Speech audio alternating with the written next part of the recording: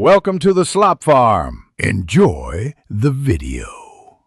You start by locking the content source, save a clean, pptx, and add a version suffix so you know this is the master. Once done, inspect and remove hidden slides, speaker notes, and document properties to avoid leaking content. Export a PDF for distribution, and also export each slide as high-resolution images when you need absolute visual fidelity. This gives you two working files, one editable master, one non-editable distribution copy.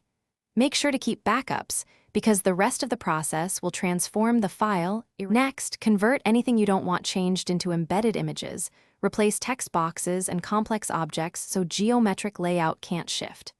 Then create a secured PDF. Set permissions to disallow copying and printing, and add a password if required. This prevents casual edits.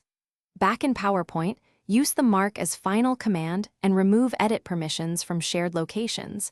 But remember, mark as final is advisory. Treat the PDF and images as your true locked variants. Keep the editable master offline. To finish, share only the secured PDF or the image-based PowerPoint as the read-only copy. That prevents layout or content edits in most workflows. Archive the editable master in an encrypted container and limit who can access it.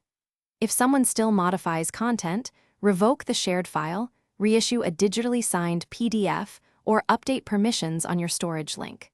For persistent tampering, keep an audit trail and consider watermarking pages with user information so you can trace the source of unauthorized edits.